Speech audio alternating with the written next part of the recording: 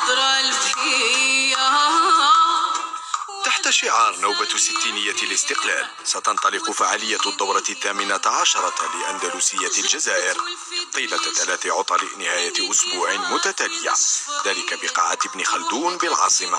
حيث ستنشطها عدة جمعيات موسيقية أندلسية من مختلف مناطق الجزائر بمناسبة إحياء الذكرى 60 لاسترجاع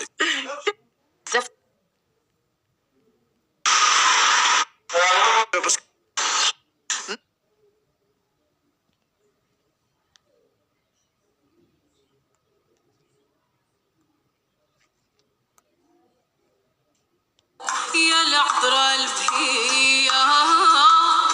ولا تنساني يا الريم وتخليني هيمن جبت والفيد ملي جب من يديها زين